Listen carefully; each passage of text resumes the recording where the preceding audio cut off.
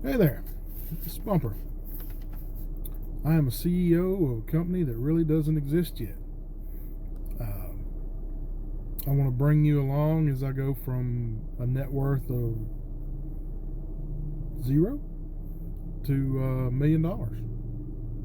And I want to show you all the things that the influencers don't want to tell you about. The things that starting a business, and the boring stuff that is a huge time suck. So there's so many little tiny moving parts to starting a business of any size, and the only thing you see on any of these videos is, first, here's a business, and then you're a millionaire. And there's like 400,000 steps between those 2 points.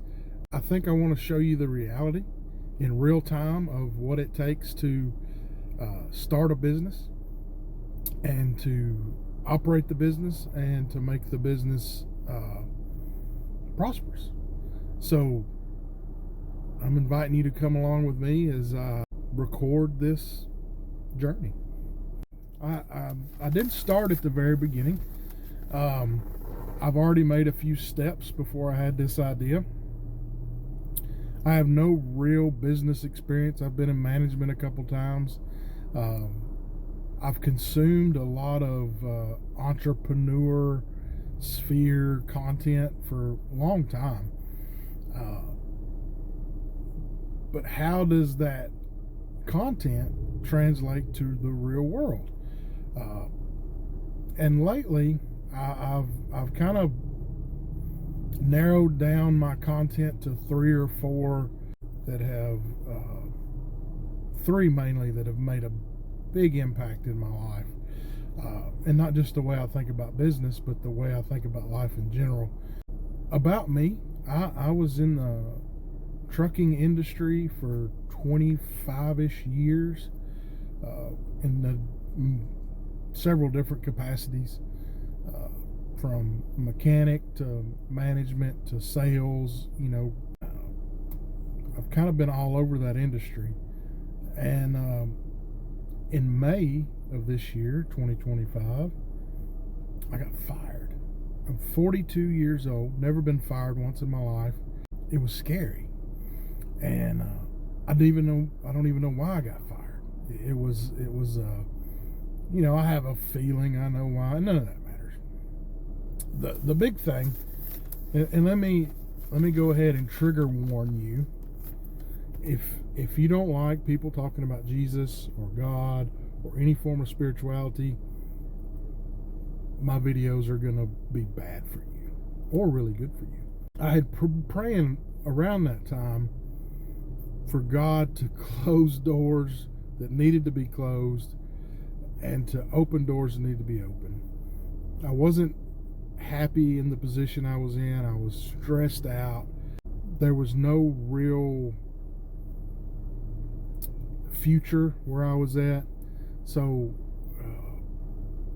it was just kind of in a tough spot. But I was like in analysis paralysis. Like I didn't know what part of the industry I wanted to move into.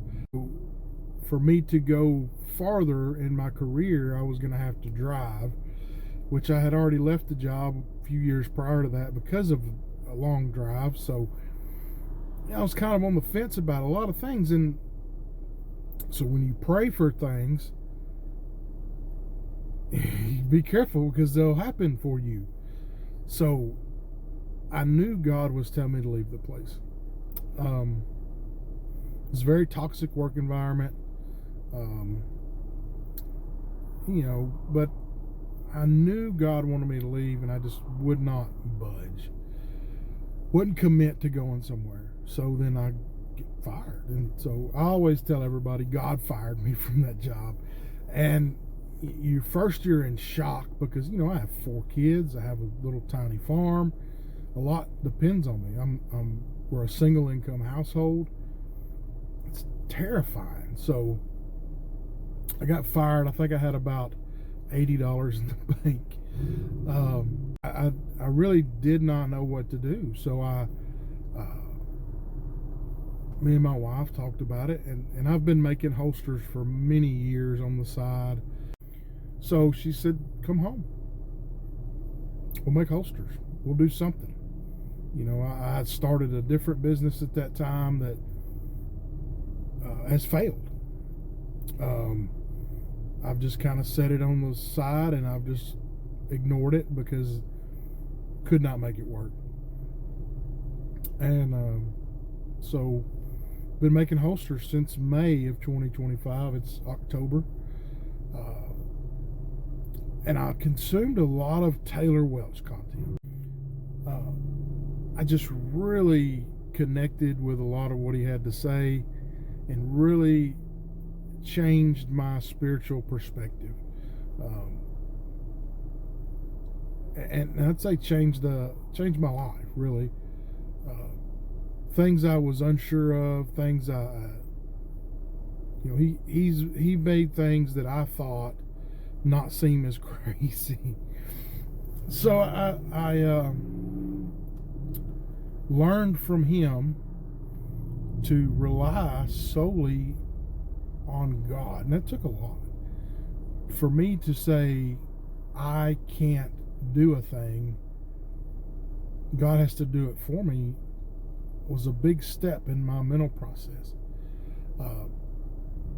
Because I had big ego. My ego's bigger than it's big ego.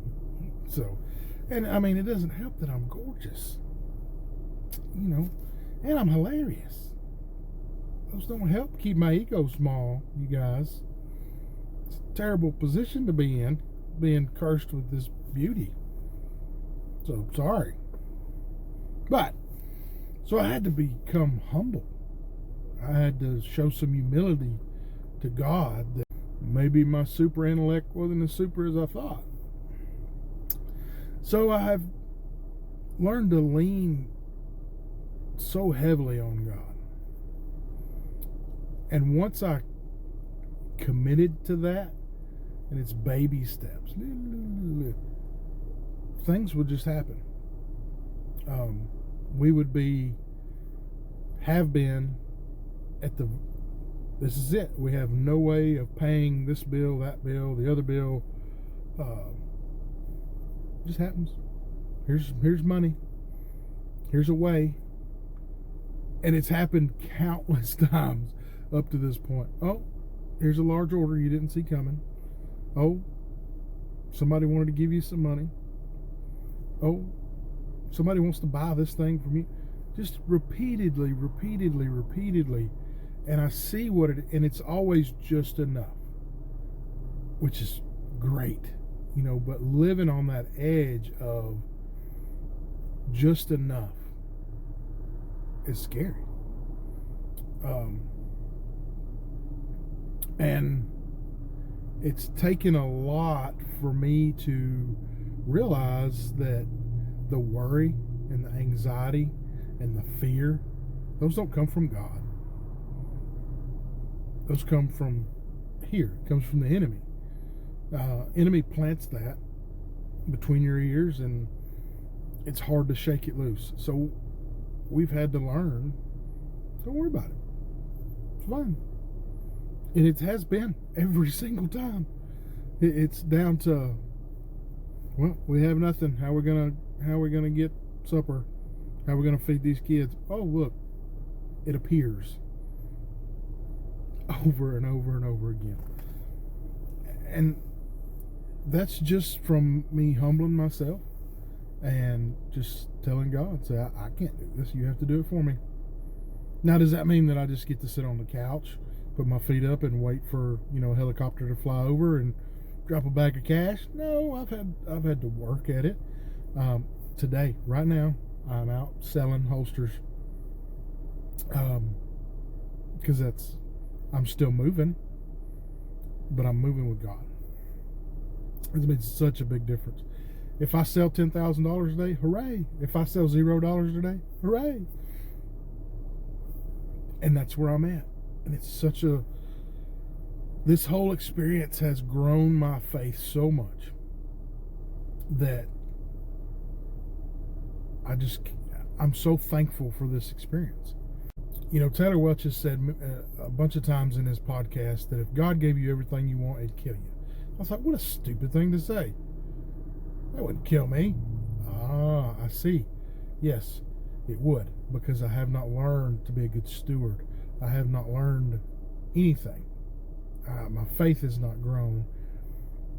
You know, now I'm just grateful. Just grateful. Grateful to be here. Grateful for everything God's done for me. Back up a few weeks ago, a business idea came to me through a friend.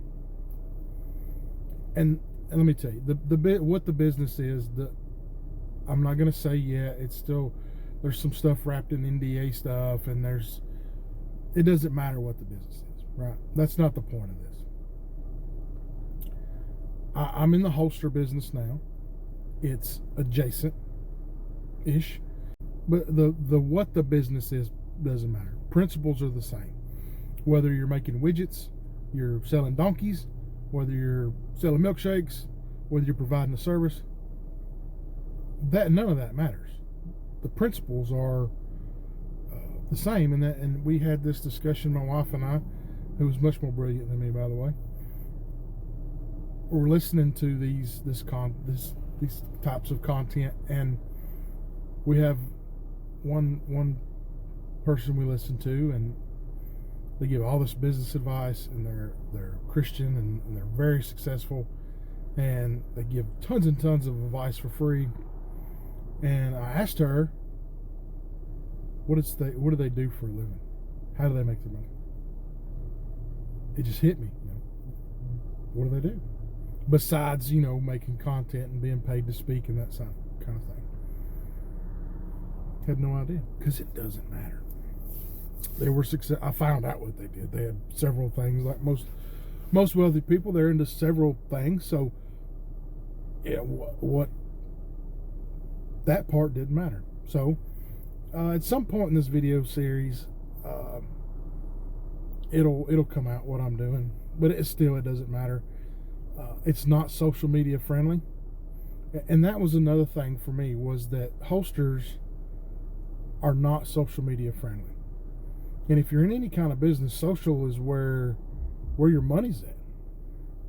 So, you know, every time I would listen to influencer or any of these entrepreneur coaches or any of that, oh, you got to do content. I can't do content. I can't show off my product. I can barely talk about the product. I gave up on TikTok completely because I got banned so many times. You know, Facebook, I can't really run ads because they won't allow it.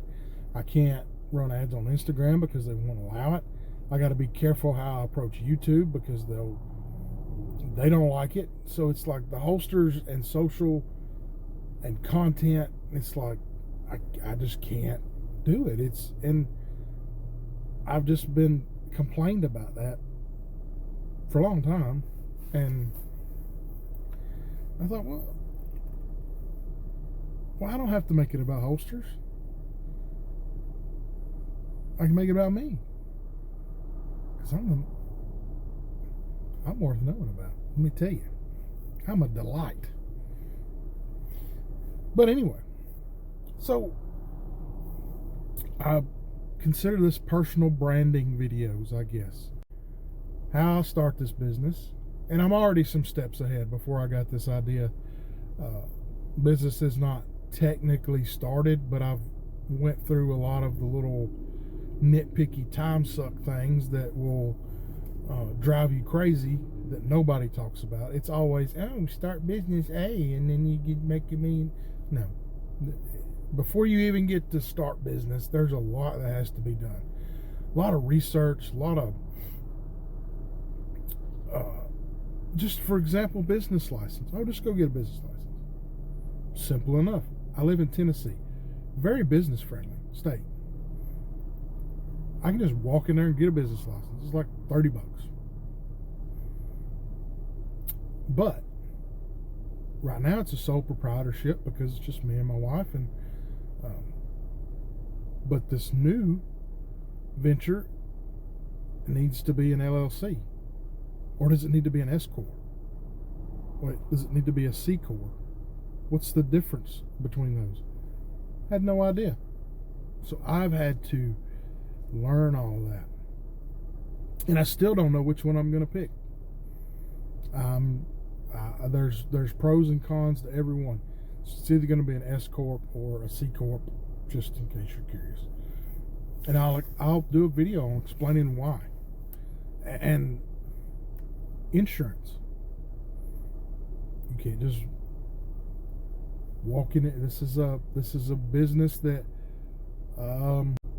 it's not friendly to a lot of normal products. So insurance has that specialty insurance, general liability and product liability and all. Where do you go to get that? Don't know. I had to find out, and I did. And I probably won't do an insurance video because it's super dull and super boring. But basically, you have to get insurance. You have to shop around. You have to know what you need and how much you need, and it's dull, but it's a time suck. It's something that doesn't get discussed whenever you see these entrepreneurs. And I'm not talking down to them. It's just the boring stuff they don't talk about that I'm going to share with you, and hopefully I'm pretty enough that you don't get bored. So I've already jumped through a lot of hoops. I had a product design. I've had a meeting with an engineering firm, several emails, very positive. Some patent pending stuff coming. But, I just, engineering, that's something you don't think about. It's like, oh, I have an idea. I can make a widget. Oh, because when you call the person that makes the widget, where's your engineering package? That's how this started. Is I called the people that's going to make my widget, and I said, hey, we charge me to make my widget. Oh, send me your engineering package. I said, what's that?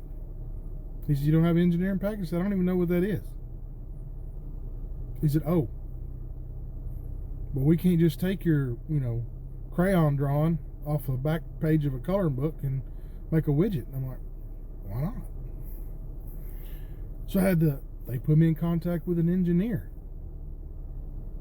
I had a meeting with an engineer. We talked for almost 2 hours about my widget.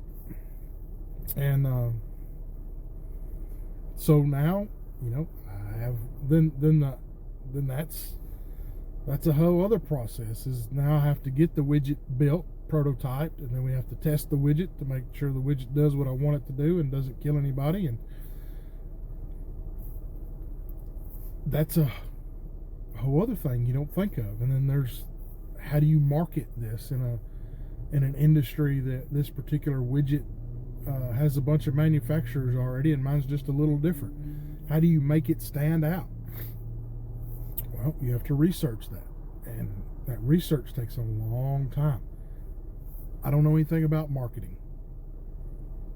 Marketing before all this started was just advertising, right? Well, kind of. There's a lot more to it. I don't know these things, and I know everything. So now I had to learn marketing, and what has been the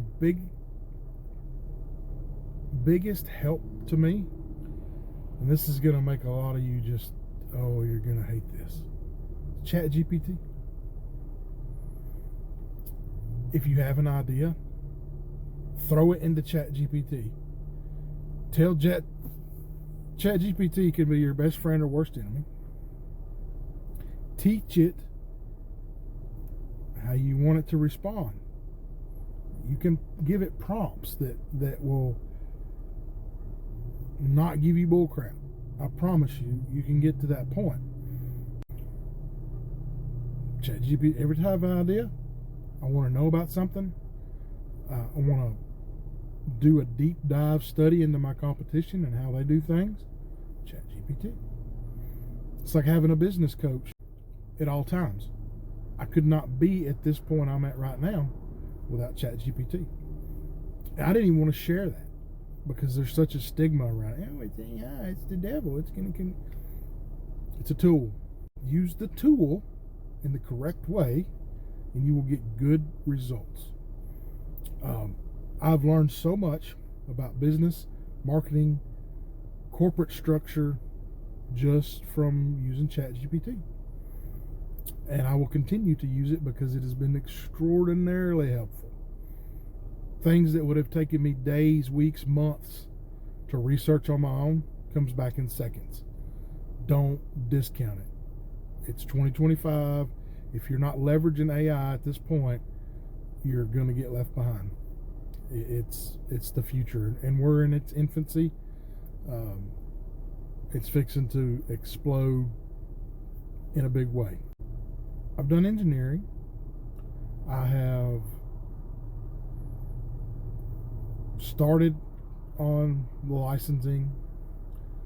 I have had an accountant meeting, which is super fun. Let me tell you, it's a thrilling experience to sit and talk to an accountant. Super nice guy, but it's not exactly an action movie. But you need to talk to an accountant. You need to talk to an attorney.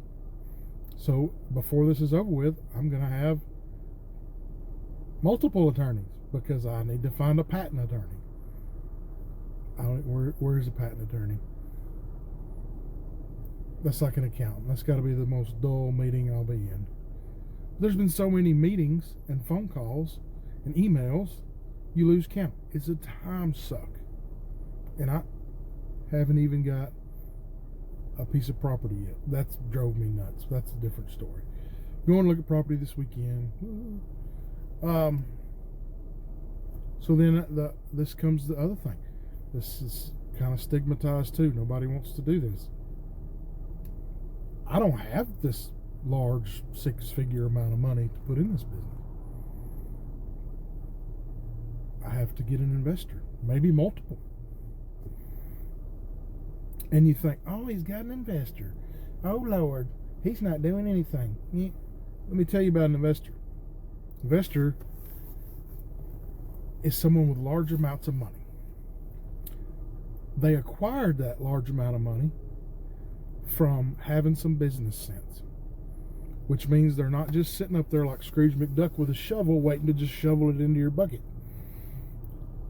They want numbers. They want projections. They want a business plan. None of that happens.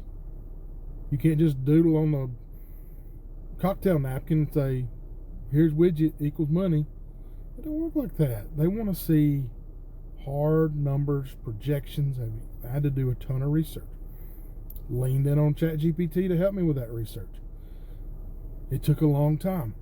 It ate up a bunch of my days trying to formulate a business plan, trying to do math on things that I'm not 100% sure of the price, trying to, total available market, total obtainable market. I didn't know what these things were. I sure do now. So this has been like getting a college education and starting a business. That's a lot of reason I wanted to share it with you. I'm worth nothing right now, monetarily. But it's not going to be that way for long. So we're going to run this little video series up till I'm worth $1 million.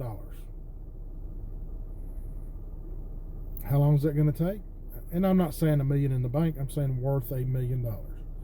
Either the value of my portion of the company, because there's another thing. Investor wants a portion of your company. So you don't get to own it all by yourself. Now you have to answer to somebody else. Investor doesn't just say, hey, here's some money. I don't care if you... It's not just a free donation. They expect their money investment to grow and show a return. So now I'm responsible for that person or persons getting their money back, getting a return on their investment, to show that I'm a good steward of their investment. So that adds a layer of complication. I'm not just, if my holster business was to fail, I'm the only one out. Me and my family, we we're just out on that. But now I'm playing with somebody else's money. I have to know what I'm doing.